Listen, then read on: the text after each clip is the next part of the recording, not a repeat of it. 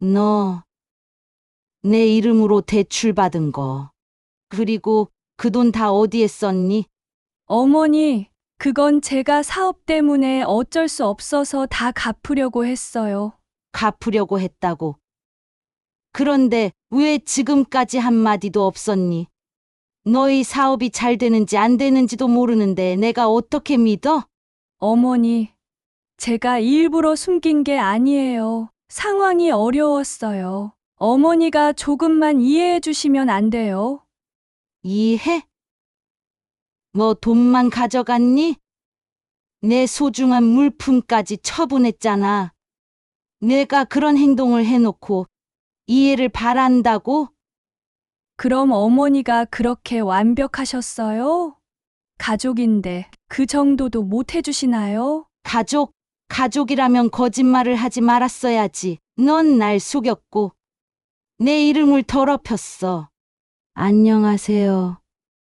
광주 동구에 사는 66세 장순자입니다. 젊은 시절 저는 교사로서 아이들을 가르치며 평생을 보냈습니다. 가르쳤던 학생들이 밝게 성장해가는 모습을 보며 보람과 행복을 느꼈던 때가 엊그제 같은데 지금은 이렇게 제 이야기를 하게 될 줄은 몰랐습니다. 현재 저는 며느리와의 갈등으로 인해 하루하루 마음이 무겁습니다.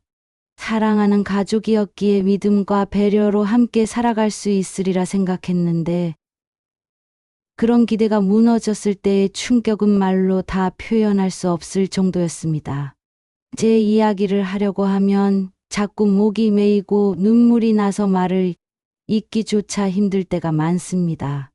그래도 용기를 내서 이야기를 시작해 보려 합니다. 저의 이야기를 들어주시고 따뜻한 위로와 격려의 댓글 부탁드립니다. 구독과 좋아요는 제가 앞으로 나아갈 수 있는 큰 힘이 됩니다.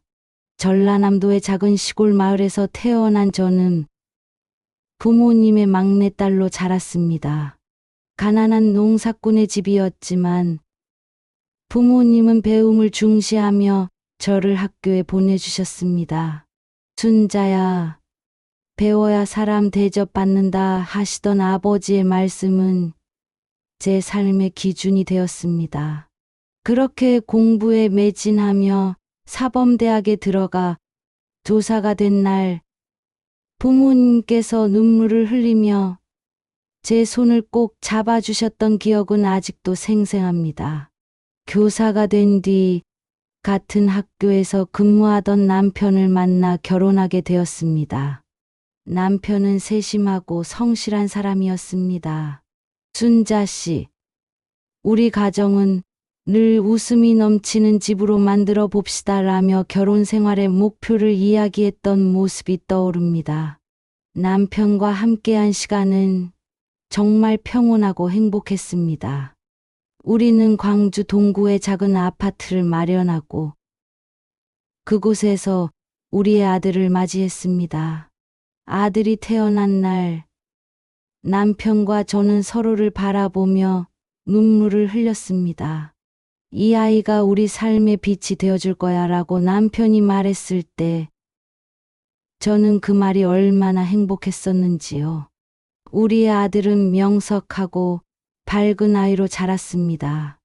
아들이 초등학교 입학하던 날 남편과 손을 잡고 교문 앞에서 서 있던 모습이 아직도 떠오릅니다.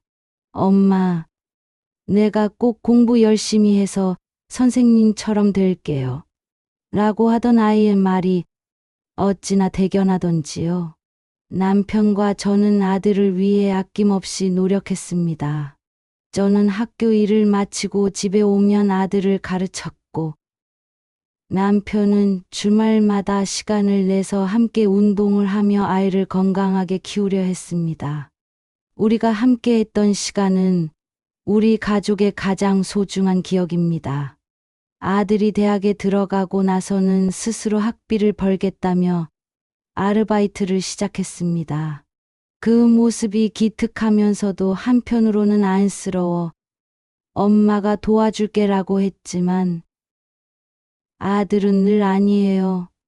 제가 알아서 할게요 라며 고집을 부리곤 했습니다.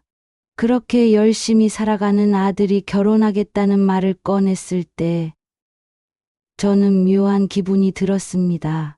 기쁜 한편으로는 내 아들이 다른 사람과 가정을 꾸리다니 잘할 수 있을까라는 걱정도 앞섰습니다.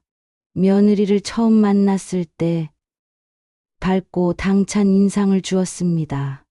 하지만 시간이 지날수록 며느리가 보여주는 태도는 거리감이 느껴졌습니다. 제가 먼저 다가가려 하면 어머니, 괜찮아요 라며 물러서는 경우가 많았습니다. 며느리가 그렇게 거리를 두는 이유를 알 수 없었지만 저는 그저 가족으로서 잘 지내보자는 마음으로 다가가려 했습니다. 그러나 친밀한 관계는 쉽게 이루어지지 않았습니다. 우리의 관계는 언제나 필요한 만큼의 선만 유지한 채 흘러갔습니다. 그럼에도 저는 우리 가족이 큰 문제 없이 살아간다고 믿고 있었습니다. 그 믿음이 얼마나 허술한 것이었는지 깨닫게 된 건 시간이 더 지나고 난 후였습니다. 그때는 단순히 며느리가 표현이 서툰 사람이라고 생각했습니다. 하지만 돌아보면 차가운 말과 행동은 그저 우연이 아니었던 것 같습니다. 며느리와 아들이 결혼한 지도 어느덧 몇 년이 흘렀습니다. 둘이 사는 집에 자주 오가는 편은 아니었지만 나름대로 조화를 이루며 살아가는 줄 알았습니다. 며느리는 여전히 마음을 쉽게 열지 않았지만 시간이 지나면 나아질 것이라고 믿었습니다. 저는 가족 간의 관계는 시간이 약이라는 생각으로 불편함을 꾹꾹 눌러 담았습니다. 그런데 그날 전화 한 통이 모든 것을 뒤바꿔 놓았습니다. 장순자 고객님, 대출 상환 연체 관련해 연락드렸습니다. 확인 부탁드립니다. 라는 낯선 목소리에 저는 순간 귀를 의심했습니다. 제가 대출을 받은 적이 없는데 이런 연락이 올 리가 없었으니까요. 대출이라니요? 무슨 착오가 있는 거겠죠.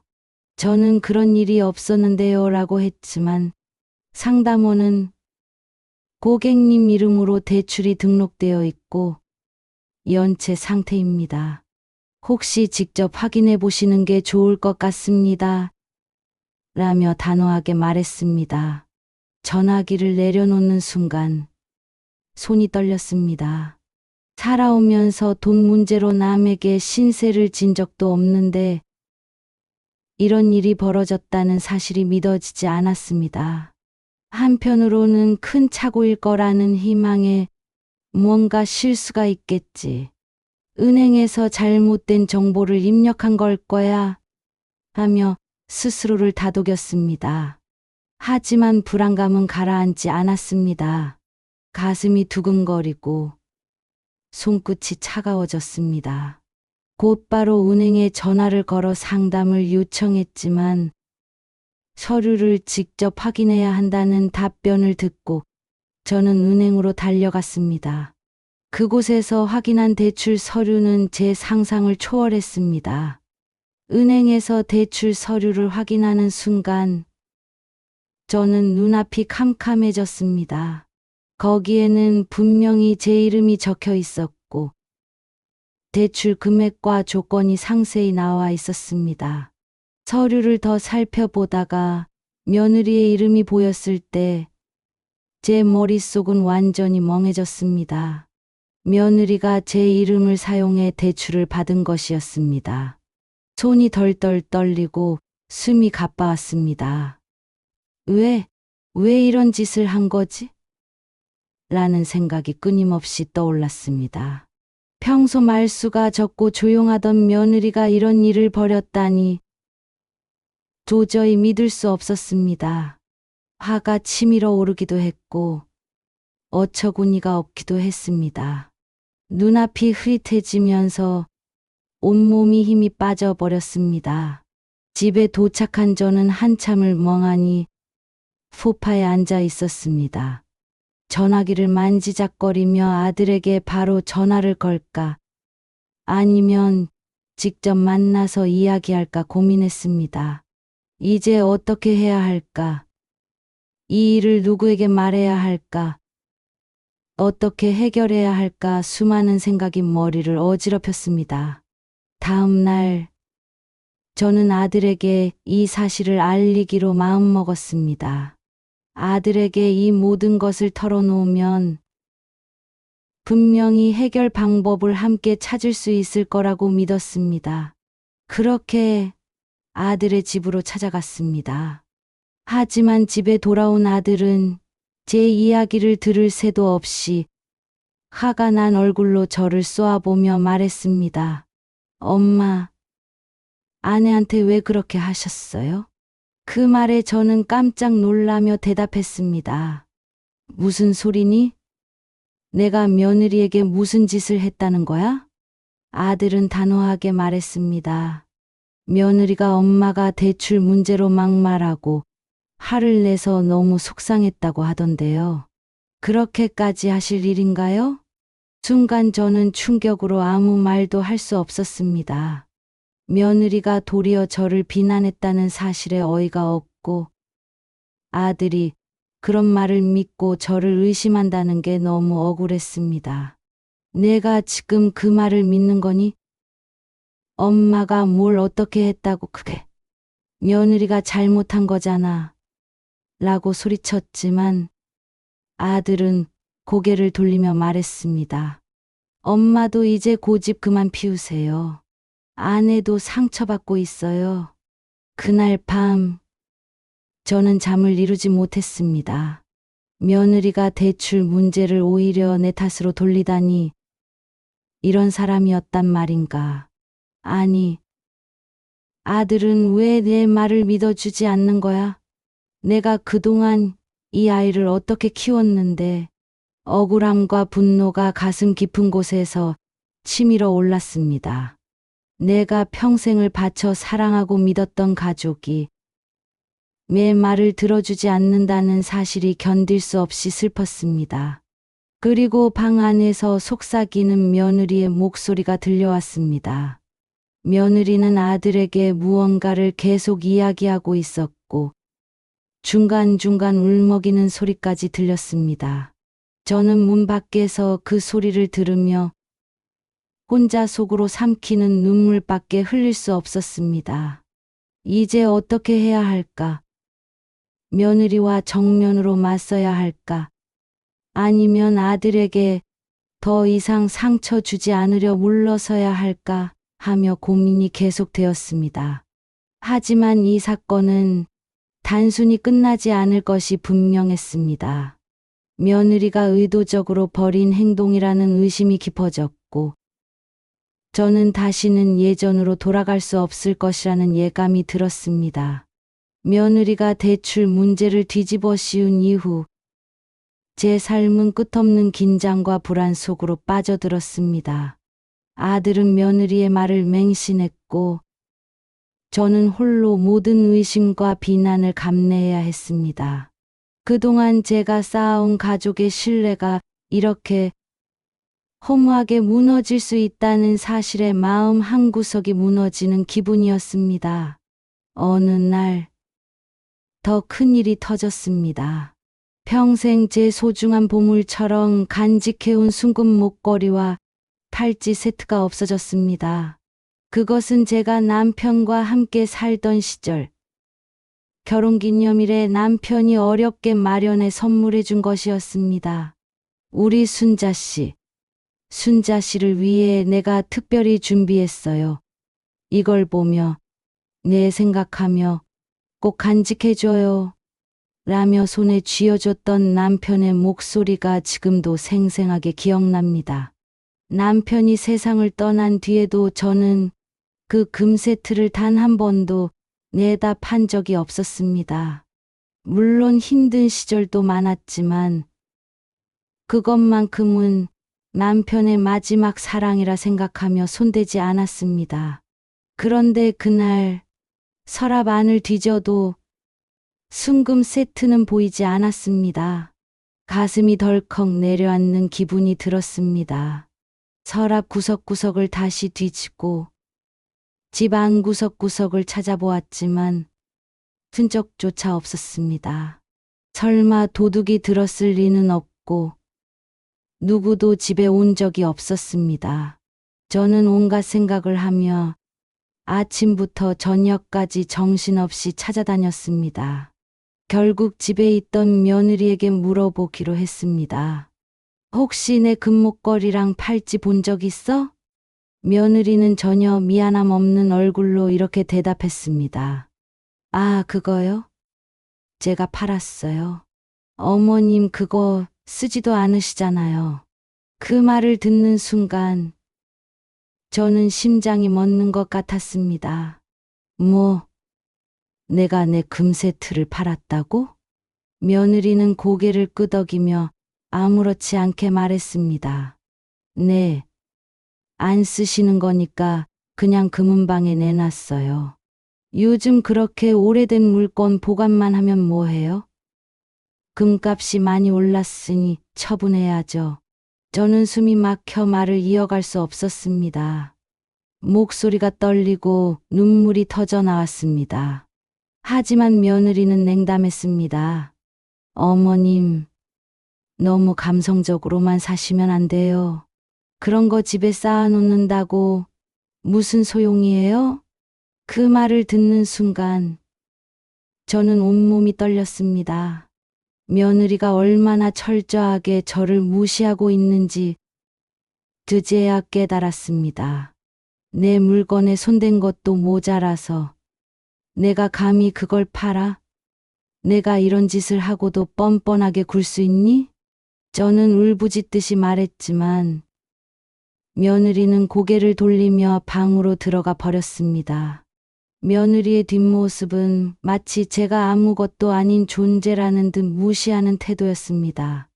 그날 밤, 저는 이 상황이 점점 악화되고 있다는 것을 실감했습니다.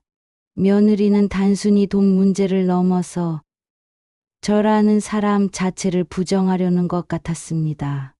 이 일 이후, 저는 동네 시장에서 아는 사람들과 이야기를 나누다가 더욱 큰 충격을 받았습니다. 순자 씨, 요즘 많이 힘드시다면서요? 며느리가 그런 이야기 하더라고요. 어머님이 고집 세고 많이 까다로우셔서 같이 지내기 어렵다고요? 그 말을 들은 순간 저는 얼굴이 화끈거렸습니다. 며느리가 저를 향한 공격을 멈추지 않는다는 사실에 분노가 치밀었습니다. 하지만 더 큰 문제는 아들이었습니다. 며느리가 제게 한 행동을 폭로할까봐 두려웠는지 며느리는 아들 앞에서 계속 억울한 척했습니다. 어느 날 저녁 아들이 저를 찾아와 이렇게 말했습니다. 엄마, 아내랑 좀 잘 지내려고 노력해 보시면 안 될까요? 엄마 때문에 너무 힘들어하고 있어요. 그 말을 듣는 순간 저는 결국 폭발했습니다. 내가 뭘 안다고 그런 말을 하니? 내가 며느리한테 무슨 얘기를 들었는지 모르겠지만 내가 그동안 어떤 일을 겪었는지 알아보려고는 했니? 하지만 아들은 제 말을 들을 생각조차 하지 않았습니다. 엄마도 이제 좀 변해야 해요.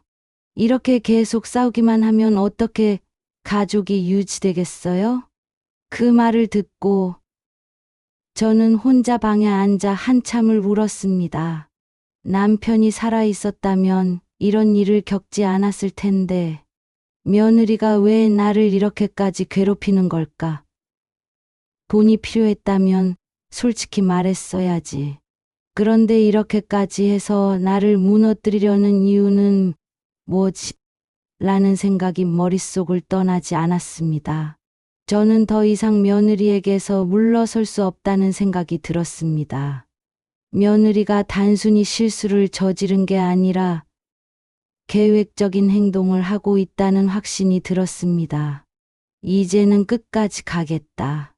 내 가족을 지키고 내가 살아온 인생을 지키기 위해서라도 물러서지 않겠다고 굳게 다짐했습니다. 며느리와의 갈등이 시작된 이후 집 안에 있을 때조차 숨이 막히는 것 같았고, 며느리가 집에 들어설 때마다 공기가 차갑게 변하는 것을 느꼈습니다. 아들은 여전히 며느리의 말만 믿고 제가 문제를 키우는 사람으로 치부했습니다. 저는 이 상황을 더 이상 방치하면 제 자신을 지킬 수 없다는 생각이 들었습니다. 어느 날 저는 며느리와 단판을 지어야겠다고 결심했습니다. 며느리가 집에 들어오자마자 저는 차분히 말을 꺼냈습니다. 우리 얘기 좀 하자. 내가 그동안 나한테 했던 일들에 대해 제대로 이야기할 시간이 온 것 같구나. 며느리는 대수롭지 않다는 듯 어깨를 으쓱하며 소파에 앉았습니다. 저는 최대한 냉정하게 말을 이어갔습니다. 내 이름으로 대출을 받았던 일, 내 물건들을 허락 없이 처분한 일, 그리고 나를 비난하며 동네 사람들에게 험담을 퍼뜨린 일까지. 이 모든 게 내가 한 일이 맞지? 며느리는 잠시 표정을 굳히더니, 어머님, 그렇게 감정적으로만 생각하시면 안 돼요. 저는 어머님이 집안 분위기를 너무 무겁게 만드는 것 같아서 한 거예요 라고 말하더군요. 그 말을 듣는 순간 제 손이 떨리는 것을 느꼈습니다. 며느리는 자신의 행동을 합리화하며 저를 몰아세우려 하고 있었습니다. 저는 억눌린 분노를 터뜨리며 말했습니다. 집안 분위기를 무겁게 만든다니? 내가 내 허락도 없이 대출을 받고 내 물건들을 팔아버리고 가족들에게 거짓말을 퍼뜨렸어. 그런데도 내가 정당하다고 생각하니? 하지만 며느리는 고개를 젓고는 여전히 자신이 옳다는 태도를 보였습니다. 저는 더 이상 며느리와 단둘이 싸우는 것으로는 해결할 수 없다는 것을 깨달았습니다. 아들에게 직접 모든 상황을 설명하기로 했습니다. 하지만 이번에도 며느리가 빠르게 움직였습니다. 아들이 집에 돌아오자마자 며느리는 울음을 터뜨리며 말했습니다. 어머님이 저를 너무 미워하세요. 제가 뭘 해도 다 나쁘게 보시고 아무리 노력해도 마음에 안 드신대요. 아들은 며느리의 눈물을 닦아주며 저를 바라봤습니다. 엄마, 도대체 뭘 그렇게 잘못했길래 이러는 거예요? 가족끼리 왜 이렇게 싸워야 해요? 저는 그 말을 듣고 더 이상 참을 수 없었습니다. 너는 왜 항상 며느리의 말만 믿니? 내가 본 것만 진실이라고 생각하지 마. 내가 모르는 일이 얼마나 많은지 알기나 해? 아들은 당황한 표정으로 저를 쳐다봤습니다. 저는 며느리가 대출을 어떻게 제 이름으로 진행했는지, 물건들을 허락도 없이 처분한 내역과 동네에서 했던 험담을 하나하나 이야기했습니다. 그 이야기가 끝날 무렵 아들은 잠시 말을 잃었습니다. 며느리는 그 순간에도 저를 향해 말했습니다. 어머님은 늘 이런 식이에요. 제가 아무리 잘해도 문제를 만들려고 하시잖아요.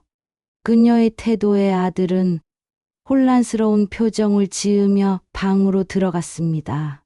며칠 동안 아들은 저와 며느리의 행동을 하나씩 생각하기 시작했습니다. 아들은 며느리가 제게 했던 행동들을 파악하면서 점점 고민에 빠졌습니다. 며느리는 여전히 자신의 잘못을 인정하지 않았고 아들마저 며느리와 대면할 때마다 언쟁을 벌이기 시작했습니다. 며느리와의 갈등은 날이 갈수록 심각해졌습니다. 그러던 어느 날 우연히 집 안 서랍 속에서 이상한 서류를 발견하게 되었습니다. 그것은 대출 관련 문서였고 제 이름으로 추가 대출이 진행된 흔적이 있었습니다. 이전의 대출 문제도 해결되지 않은 상태에서 또 다른 대출이 발생했다는 사실을 알게 된 순간 머리가 하얘졌습니다. 심장이 터질 듯 두근거리며 서류를 들고 아들에게 달려갔습니다. 이걸 봐라. 내가 믿는 며느리가 내 이름으로 또 대출을 받은 거야. 이게 얼마나 심각한 일인지 알겠니? 하지만 아들은 서류를 살펴보지도 않고 고개를 저었습니다. 엄마, 왜 자꾸 며느리를 의심하세요? 며느리가 그런 일을 할 리가 없잖아요. 그 말에 저는 깊은 절망감에 빠졌습니다. 이제 아들은 제가 무슨 말을 해도 듣지 않을 것 같았습니다. 며느리가 아들에게 어떤 식으로 말했는지 몰라도 그는 이미 며느리의 말만 믿고 있었습니다. 저는 그 자리에서 더 이상 말을 이어갈 수 없었습니다. 며칠 후 집에 낯선 사람이 찾아왔습니다. 그는 대출 문제로 직접 확인을 하러 왔다며 집 안에서 며느리와 저를 대면시켰습니다. 그 순간 며느리는 놀라는 기색 하나 없이 태연하게 대답했습니다. 아, 그거요? 어머님이 요청하신 거예요. 제가 대신 서류를 작성한 것뿐이에요. 저는 그 말을 듣는 순간 숨이 막히는 것 같았습니다. 뭐라고? 내가 요청을 했다고? 그게 지금 무슨 말이니? 그러나 며느리는 전혀 동요하지 않았습니다. 어머님, 기억 안 나세요? 그날 제가 도와드린다고 했던 거요. 다 어머님 말씀대로 한 거예요. 며느리의 태도에 분노가 치밀었지만 아무리 반박해도 증거 없는 말로 모든 상황을 무마하려 했습니다. 그 순간 저는 며느리가 단순히 저를 이용하려는 것이 아니라 완전히 제 인생을 무너뜨리려는 계획을 가지고 있다는 확신이 들었습니다. 그날 밤, 저는 집 안에서 더 많은 단서를 찾기로 결심했습니다. 며느리가 사용한 문서나 서류, 그리고 다른 증거들이 있는지 샅샅이 뒤졌습니다. 그러던 중 며느리가 작성한 또 다른 계약서를 발견하게 되었습니다. 그 계약서에는 가족의 재산과 관련된 내용이 포함되어 있었습니다. 며느리는 가족의 이름을 이용해 은밀히 재산을 자신의 명의로 돌리려 하고 있었습니다. 저는 그 순간 머리가 어지러질해졌습니다. 이건 단순한 갈등이 아니야. 처음부터 모든 걸 계획한 거야. 그날 밤, 저는 아들을 단둘이 앉혀 대화를 시작했습니다. 내가 지금 어떤 상황에 있는지 알아야 한다. 며느리가 가족의 이름을 이용해 어떤 행동을 하고 있는지 직접 확인하자. 아들은 여전히 믿기 어렵다는 표정을 지었지만 걔가 발견한 계약서를 보며 처음으로 혼란스러운 표정을 지었습니다. 저는 차분히 설명했습니다. 며느리가 나를 의심하게 만들고 나를 배제하려는 행동들이 모두 여기에 연결되어 있어. 내가 지금까지 믿어왔던 모든 것을 다시 생각해 봐야 해. 며느리는 그 순간에도 아들을 설득하려 했습니다. 여보, 내가 그런 일을 왜 했겠어? 어머님이 나를 너무 미워하니까 얘가 어떻게든 인정받으려고 했던 거야 라고 눈물을 흘리며 말했습니다. 하지만 아들은 이미 며느리의 말을 온전히 믿을 수 없는 상태였습니다. 며느리는 마지막으로 반격을 시도했습니다. 어머님이 지금 저를 미워해서 이런 일들을 꾸미는 거예요. 저한테 잘못을 뒤집어 씌우려고 하시는 거라고요. 며느리의 말에 그럼 우리가 지금 이 계약서를 들고 은행과 법원에 가보자. 내가 정말 억울하다면 진실이 밝혀질 테니까 라고 단호하게 대답했습니다. 그 말을 듣는 순간 며느리의 얼굴에서 당황한 빛이 스쳤습니다. 하지만 곧 태연한 척하며 그럴 필요까지는 없어요. 그냥 제가 어머님과 대화를 잘못해서 오해가 생긴 것 같아요. 라고 말했습니다. 그 말은 사실상 며느리가 진실을 감추려 한다는 신호였습니다. 아들은 며칠 동안 깊은 고민에 빠져 있었습니다. 결국 며느리와의 관계를 다시 생각하기로 했고, 저와 함께 모든 문서를 은행과 법원에 가져가 조사를 진행하기로 했습니다. 며느리는 그동안 쌓아온 거짓말이 드러날 위기에 처하자 집을 떠나겠다고 선언했습니다. 며느리가 집을 떠난 이후 아들은 모든 서류와 계약서를 은행과 변호사에게 넘겨 사실관계를 확인하고 며느리에 대한 조사가 시작되었습니다. 며칠 후 변호사를 통해 충격적인 진실이 드러났습니다. 며느리가 이전에도 결혼했던 경험이 있었으며 그때도 같은 방식으로 그 부모의 명의를 이용해 부동산 계약을 진행하고 대출을 받아 이익을 챙긴 뒤 관계를 정리했던 전력이 있었습니다. 며느리의 계획은 우리가 생각했던 것보다 더 치밀했습니다. 며느리는 제 이름으로 대출을 받는 과정에서 허위 서류를 작성했고 재산권을 자신의 명의로 변경하기 위한 또 다른 계약서까지 준비한 상태였습니다. 집을 나가기 전까지도 계약을 실행하려는 움직임이 있었다는 사실이 밝혀졌습니다. 그 사실을 접한 아들은 큰 충격을 받았습니다. 며느리가 남긴 재산 관련 문서들과 은행 대출 기록은 법적 공방을 위한 중요한 증거가 되었습니다. 아들은 변호사를 통해 이혼 절차를 진행하면서 동시에 며느리가 저지른 재산 관련 불법 행위에 대해 소송을 제기했습니다. 그 과정은 쉽지 않았습니다. 며느리는 끝까지 자신이 억울하다며 모든 책임을 부인했습니다.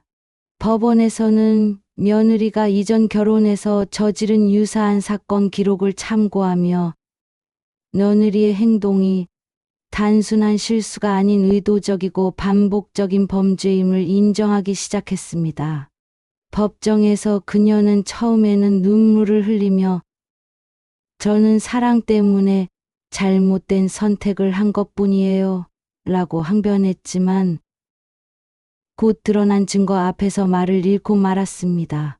판결문이 낭독되던 날, 저는 떨리는 손으로 아들의 손을 붙잡고 있었습니다.